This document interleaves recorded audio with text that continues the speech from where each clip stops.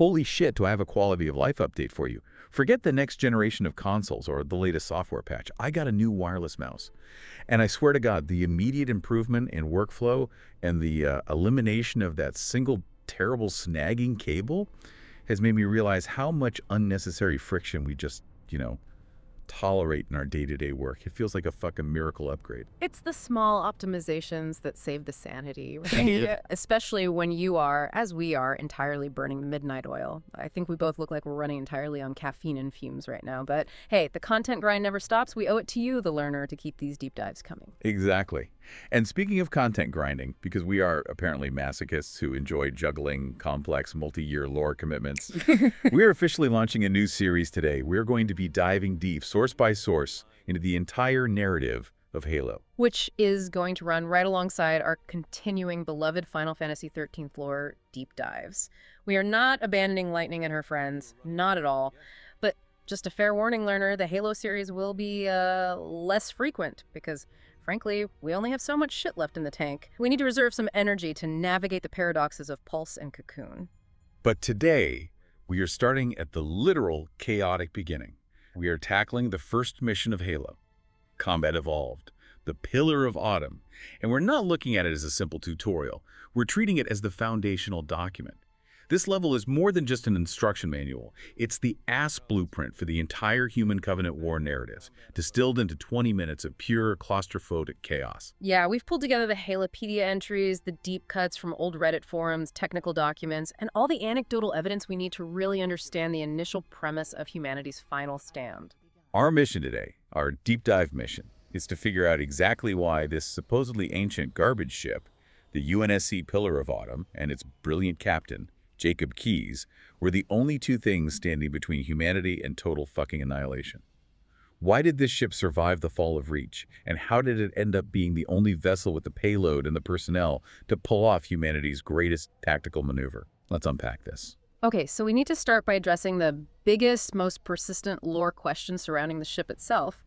It's something that's constantly debated in the forums and on social media. Why the hell did Captain Keyes, this celebrated naval genius we'll get to in a moment, get stuck with an outdated ship like a Halcyon-class light cruiser? Because in the game and the original lore, the impression is undeniable. This thing is a hunk of junk, right? It's fleeing a losing battle at Reach, and the first time we see it, it's under heavy fire, its crew is panicking, and the Marines are already getting their ass kicked in the boarding corridors. It feels like the last lifeboat leaving a sinking war. And that impression is intentional misdirection. It's brilliant narrative design. In isolation, the ship was terrible. The Halcyon class was fundamentally a product of an earlier, slower era of space combat. Its flaws were major and widely known throughout the UNSC Navy. They were notoriously underpowered, which meant the reactors were sluggish. They were slow and cumbersome to turn and accelerate, and their primary MAC cannons were initially underarmed compared to newer designs.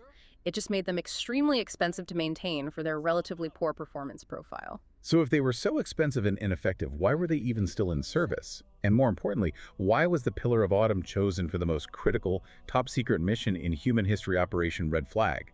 That's the paradox we have to solve. The paradox lies entirely in its accidental structural integrity. The Halcyon design had one massive accidental saving grace. The hull was massive, disproportionately large for its class, and completely overbuilt. It possessed what Halopedia sources call an interstitial honeycomb structure of cross-bracings throughout its decks. Wait, what does interstitial honeycomb structure mean in practical terms for combat? Like, what does that actually do? It means compartmentalization on a heroic scale. Most UNSC ships rely on layered armor and shields. If a plasma torpedo penetrates, it hits a weak point, and a catastrophic breach often results in the entire deck or section being lost. The Halcyon's overbuilt nature, which was designed that way for internal stability and maintenance access, ironically meant it could suffer near-hull breaches across 100% of its decks and still maintain structural integrity and power distribution. It was virtually indestructible in terms of just holding itself together. So it was the ultimate tank. It wasn't a sleek, fast, cutting-edge warship. It was a cheap, ugly brick house. But a brick house built out of solid titanium that was designed to survive breaches that would shred other, more modern UNSC ships. It was slow, but it was durable. Exactly. And this durability is the critical context the game initially conceals. The Autumn wasn't just old, it was a Trojan horse. It was selected specifically because of its hull strength and extensively gutted and refitted for Operation Red Flag. Operation Red Flag, the desperate, failed plan to use the Spartans to capture a prophet and force a ceasefire by holding him hostage. Precisely. This means that for a short, beautiful moment before the fall of Reach, the Autumn wasn't a standard cruiser. It was arguably the most potent, high-risk, high-reward vessel in the fleet for this specific extraction and infiltration operation. Okay, here's where it gets really interesting and where we address the strategic implications. What insane upgrades did they cram into this tough old boat to make it capable of taking down 4 Covenant capital ships right before the Master Chief wakes up? Because that is an astronomical kill count for a single human vessel, even aided by an AI. The hardware was prototype, experimental, and incredibly high risk. The key was the primary weapon, the Magnetic Accelerator Cannon, or MS. A standard MX fires one massive slug of brute force, kinetic impact weapon. The Autumn's was upgraded to an experimental triple-shot burst system. This was the UNSC's calculated high-risk counter to Covenant energy shields. Okay, let's drill down on the triple-shot mechanism. We know Covenant ships are faster, more maneuverable, and have superior shielding. A single MSC shot rarely penetrates a destroyer shield, let alone a superior battleship. So how did the triple shot fundamentally change that equation? It shifted the strategy from brute force to tactical disruption and rapid kinetic shock. Think of it like a rapid-fire sequence timed perfectly with the recharge cycle of the Covenant shields. The triple shot was designed to fire in extremely quick succession, literally milliseconds apart like you described, conceptually like a double-barrel shotgun blast in Doom, but on a colossal scale. So it's not about the size of the projectiles, it's about the timing and volume. Precisely. The first 2 slugs were slightly smaller than the standard MSC rounds, and their role wasn't destruction, it was shield disruption and overload. They hit the shields hard, forcing a near collapse or a momentary flicker. The third slug, which was the specialized round, was often described as being made of dense tungsten carbide.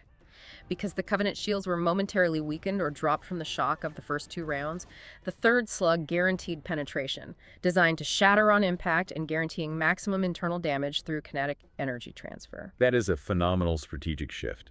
It's exploiting the Covenant's massive reliance on energy shielding by simply overwhelming the defensive system instantly, rather than relying on sustained fire or attempting to bypass the shields altogether. Without that experimental triple-shot mechanism, the Autumn doesn't stand a chance against 4 superior battleships, even with Cortana helping with the firing solutions. That kill count proves the efficacy of that upgrade. And that MXC upgrade solved the offensive problem. But to make the triple shot work, they had to solve the Halcyon's other massive flaw, the anemic power supply. So the Autumn was fitted with not 1, but 3 experimental fusion reactors. 3. That's overkill for a ship of its class, even refitted. It was necessary. These new reactors not only rectified the issues of speed and maneuverability that plagued the original Halcyon class, meaning Keyes could actually execute the complicated space dances we'll discuss, but they also supplied the instantaneous massive power required to cycle and fire the experimental MSC system 3 times in quick succession. They turned the ship from slow and cumbersome into fast and dangerously kinetic. Which, ironically, is what made the Autumn the perfect sacrificial bomb for Chief to blow up the Halo ring later, because those experimental reactors were inherently unstable. They produced immense power, but at a huge cost in terms of operational safety. That's narrative perfection. The solution to the mobility problem becomes the key to the solution to the flood problem. It's a beautifully interwoven piece of writing. And finally, we have to talk about the armor. That honeycomb construction was the true unsung hero. We know the Covenant Fleet Master, Thel 'Vadamee, was hesitant to glass the ship immediately, a failure which we'll address later. They initially relied on plasma cannons and boarding attempts, fearing they might risk damaging the Holy Ring. So they were holding back their heavy ordnance. Exactly. And the Autumn's inherently tough hull resisted the lighter, sustained plasma damage far better than a newer, thinner-hulled cruiser would have. The durability allowed it to tank multiple barrages even after the heavy weapons started firing, buying Keyes the necessary time for Cortana to locate the ring's control room and prepare the Master Chief. So let's frame this for the learner. The reason this old hunk of junk survived the fall of Reach, destroyed 4 superior Covenant ships at Alpha Halo, and crash-landed mostly intact wasn't just luck or a lucky captain. It was the fact that it was literally rebuilt from the frame up to be an offensive, incredibly tanky war machine designed for a secret suicide extraction mission under Operation Red Flag. And this refit brings us to a crucial element of the entire human war effort that must be defined early: The Cole Protocol. Ah, yes. The military doctrine that dictates desperation and data destruction. It's more than just a guideline, it's the core reason for the secrecy and the Autumn's mission. The Cole Protocol, named after Admiral Cole, dictates that all human vessels must destroy their navigation data before it falls into Covenant hands, preventing the enemy from tracking humanity back to Earth or any other inner colony. This directly ties back to Keyes and the Autumn's initial mission, doesn't it? Absolutely. The Autumn was carrying the last remaining Spartan and Cortana, the most valuable AI in existence, precisely because Keyes was known to be a man who could keep a secret. And the ship itself was heavily modified to be compliant with the most stringent Cole Protocol requirements. Its mission was threefold: execute Operation Red Flag, save the Spartans, and above all, ensure the Covenant never got their hands on navigation data that led to Earth. And that desperation, driven by the Cole Protocol, is what forces Keyes to make his final, fatal decision to fly the ship directly into the ring. The ship's success wasn't ignored either, was it? No, its performance was legendary. The Autumn's incredible, desperate tanking ability and offensive prowess inspired the post-war Autumn-class heavy cruiser design. The old hunk of junk became a gold standard for the future UNSC Navy. Okay, let's turn our attention now to the man in charge, Captain Jacob Keyes. Born in 2495, 57 years old when he died, saving humanity. This guy was a legitimate, brilliant tactician and an inspirational leader. You have Admiral Preston Cole, the namesake of the Cole Protocol, saying, "Men like him will save us, you know. We need more like Keyes." That's not just high praise. That's a testament to his value in a war humanity was losing. Keyes was the quintessential unconventional military mind. He didn't just follow the rules. He found the gaps in the Covenant's often rigid, doctrine-driven tactics and exploited the Newtonian mechanics of space combat in a way few other commanders even dared to attempt. And his claim to fame before the Autumn was something called the Keyes Loop maneuver. This happened on the UNSC Iroquois at the Battle of Sigma Octantis IV, and it was the moment he became a legend. He pulled off this daring maneuver against a superior enemy force, destroying a Covenant destroyer and 2 frigates. That was the action that earned him the captain rank, all crucially without a smart AI's help. The Keyes Loop is the classic piece of hard sci-fi that Halo loves to sneak in. So, for the learner, let's be clear about space physics here, because a lot of sci-fi gets this wrong. You don't fight like a battleship on the ocean, turning slowly to bring side guns to bear. Precisely. If you are accelerating forward, you can use lateral thrusters to flip your ship 180 degrees to fire your forward-facing MMAC cannon directly backward, all while maintaining that initial forward momentum. It's exploiting inertia. Imagine an ice skater doing a tight spin. They are still moving forward quickly, but their orientation is completely reversed. Keyes excelled at this space dance. The genius here isn't just the physics, it's the psychology. The Covenant typically expected human ships to run and fire backwards with secondary weapons, which means exposing their vulnerable engines to enemy fire. Keyes' maneuver meant he could fire his primary devastating MAC weapon effectively while still appearing to retreat or changing his acceleration vector. He used the rigidity of Covenant tactics against them. It's the ultimate unorthodox strategy. So not only was the Pillar of Autumn secretly a tank, but the captain was a tactical bastard who knew exactly how to use its refitted power and speed to maximize that triple-shot MAC. But his life was incredibly complex, especially concerning the origins of the Spartans and the AI, Cortana. This is where his personal life intersects with galactic survival. Keyes was chosen by Dr. Halsey partly because he was one of the few high-ranking officers who could genuinely keep a secret about the darkest parts of the UNSC program. And their secrets were deep. This wasn't just a professional relationship. No. Keyes was involved early on with the Spartan II project. He was specifically assigned to assist Dr. Catherine Halsey in searching for viable subjects. The cover story they used was incredibly dark. They claimed they were looking for a suitable private school for their daughter, Miranda. This allowed them access to the children, and Keyes personally observed John 1:17 as a child. He was known to have memorized the names of every child chosen for the program. And the deeper connection, the really deep, tragic connection, is that he and Dr. Halsey were indeed the parents of Miranda Keyes, conceived during a conference in 2524. Miranda later followed him into the service and legally changed her last name to his. This tragic hidden family history underpins the entire conflict. Yeah, you have these 2 incredibly powerful military figures, the scientific architect of the Spartans and the naval hero whose shared history and secret daughter become central players in the desperate endgame of the war. And Keyes himself had that famous stubborn streak that defined his career. Early on, he refused to testify against an OCS instructor after an incident killed 14 ensigns, an act of defiance and loyalty that actually drew Halsey's attention to him initially as someone who valued secrecy and principle over simple protocol. Plus, he earned some serious street cred with the UNSC's elite ground forces. He saved a group of ODST's orbital drop shock troopers during the devastating raid on Finnegan's Wake. For that act of bravery, he was given an actual ODS key brand, a tattoo of the kanji for bastard or badass on his right arm, a clear sign of respect from the most hard-boiled soldiers in the fleet. The man was a walking, talking naval legend even before he woke up the Master Chief. Which brings us to perhaps his most iconic and initially confusing line, "I don't keep it loaded, son." The line he says as he hands the Master Chief his M60 Magnum, which, by the way, you the player quickly realize is an absolute powerhouse weapon capable of three-shotting elites. The irony is absolutely rich. It's the ultimate gun with no ammo trope, right when the shit is hitting the fan. Why would this decorated captain, currently in the middle of an emergency evacuation against a boarding alien force, carry an empty pistol? This is where the fan theories diverge. The cynical, most likely explanation is that it was primarily a simple gameplay mechanic. A subtle, cheeky line designed to teach the new player about resource management. You will run out of bullets, look around, and don't rely solely on your sidearm. But the lore-heavy theory, however, is much darker, tying back to his need for secrecy. Yes.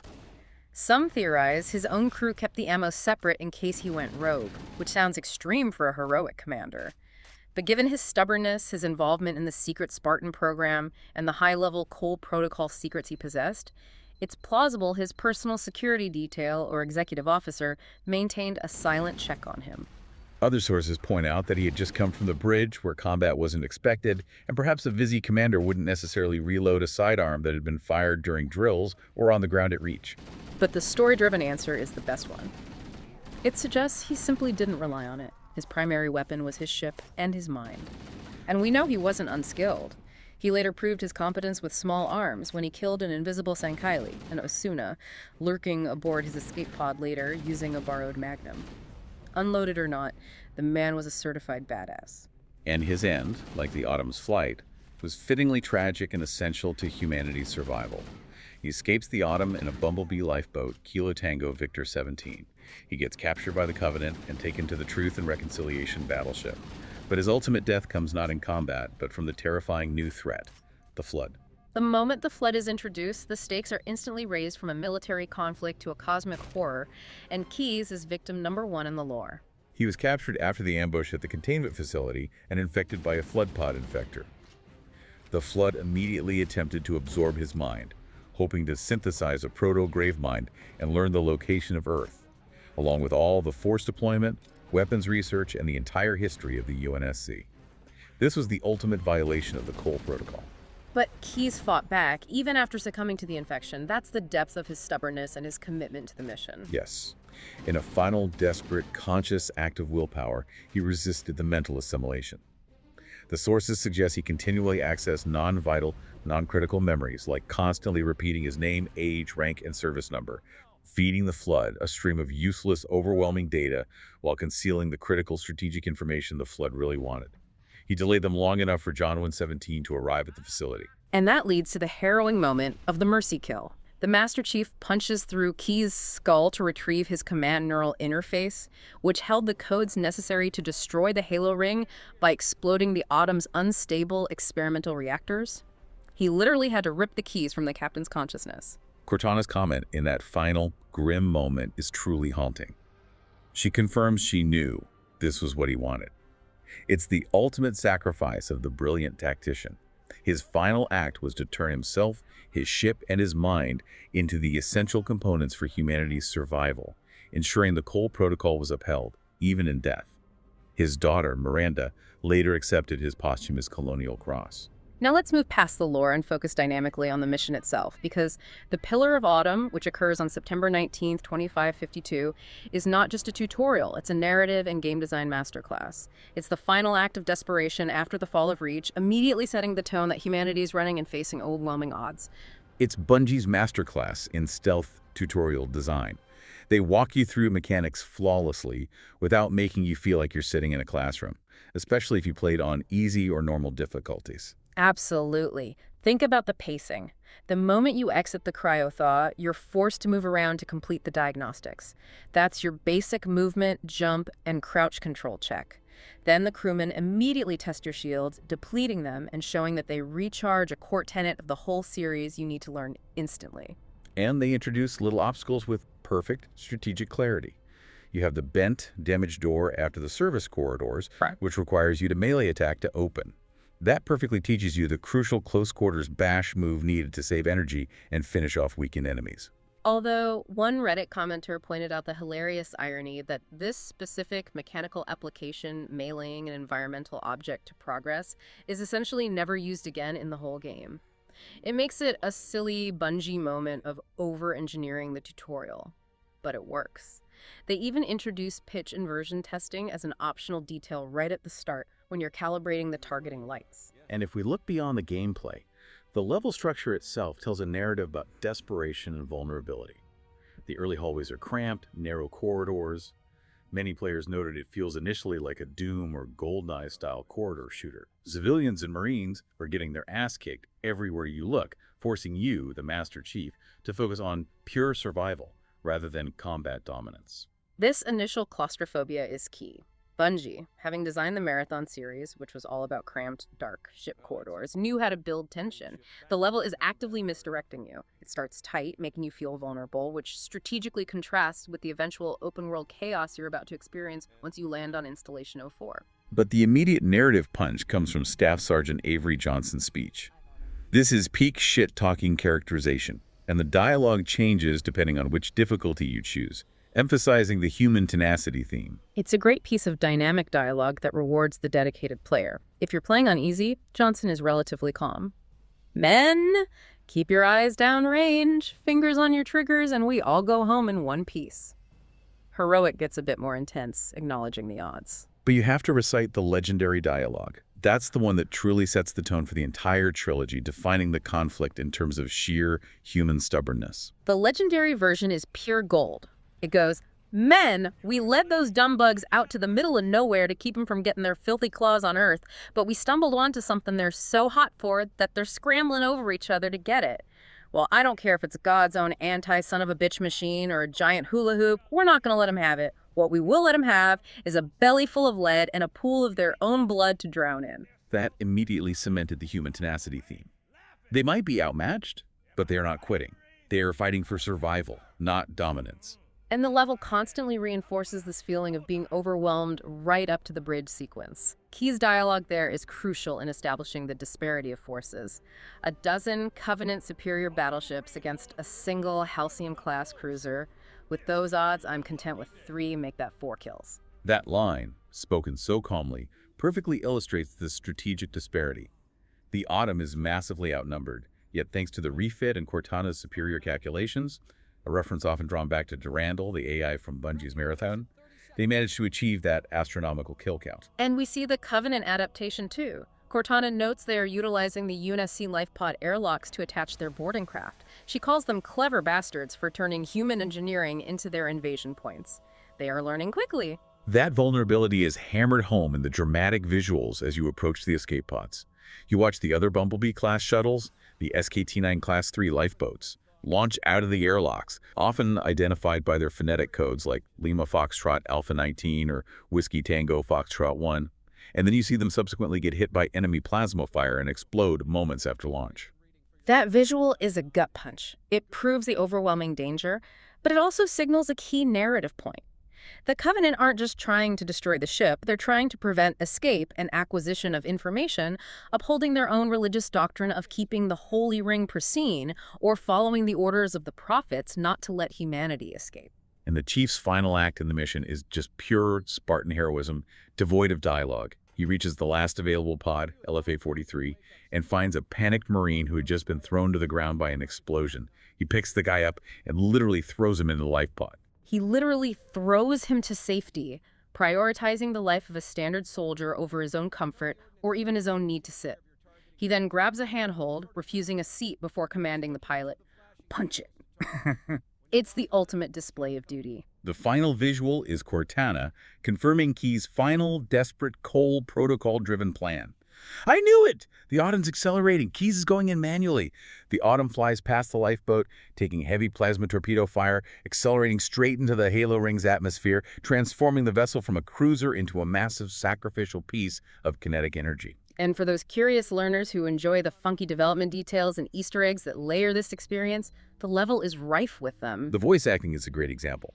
The Marine screaming, "Wait for me!" at the start, who gets obliterated by the closing blast doors, was actually voiced by composer Martin O'Donnell, giving a piece of the creative team a final chaotic cameo. And the technical detail hounds always point out the long-running lore inconsistency with Keyes' uniform. Despite holding the naval rank of Captain 06, he consistently wears the bars of a Unicom Captain 03. This mistake persists even in the Anniversary Edition cutscenes, showing how hard it is to overwrite canon after the fact. Also, if you look very closely at the cryobase schematic in the Anniversary Edition, the name of Spartan Linda 058 is visible. She was secretly in cryosleep aboard the Autumn the whole time, a piece of lore that only the most dedicated players would have caught. And of course, the infamous "Hello, my name Keyes" text, which was inadvertently printed on his original uniform texture due to an attempt to fit "Hello, my name is Keyes" onto the low-resolution model. They were aiming for clear identification and ended up with a hilarious Easter egg. So let's wrap this up by stacking up the experience against the legendary hype, especially concerning the difficulty and its place in shooter history. We pulled some great insight from those Reddit forums about Halo's learning curve. The consensus is clear. The Pillar of Autumn is designed to be the easiest and most balanced level in Combat Evolved. It's meant to get you accustomed to the mechanics and the tone. If you beat it easily on Legendary, that doesn't mean you're amazing. It means the level designer succeeded in easing you into the game's systems. Because the difficulty spikes later, and they spike hard. Forum users consistently point to Truth and Reconciliation, which introduces stealth mechanics and long vehicle sections. The Library, which is pure repetitive close-quarters flood combat, and two Betrayals as the true tests of legendary difficulty in CE. And if you want actual hair-tearing frustration, wait until you hit Halo 2 Legendary. That difficulty truly hasn't aged well. The difficulty is inflated primarily by having snipers that are incredibly unforgiving, and an AI accuracy that is absurdly high, turning encounters into instant death traps. But the Pillar of Autumn level had one final, subtle, programmatic lesson about loyalty and narrative intent. It's the hilarious Keyes goes rampant moment. That's right. If, for whatever reason, you, the player, decide to try and kill Captain Keyes or any crew on the bridge, the game instantly triggers a fail state. The doors lock, invincible Marines appear immediately, and Cortana's infuriated voice shouts, "Security to the bridge! The Master Chief has gone rampant! Take him down, boys!" That's Bungie giving the player a direct meta-narrative command. This is not that kind of game. You are the hero, don't be a dick. It's a perfect programming failsafe that enforces the core narrative tenet that Chief and Keyes are inseparable partners in this fight. Ultimately, the mission's true victory is thematic. It sets up the core struggle that defines the next decade of the franchise. Human tenacity.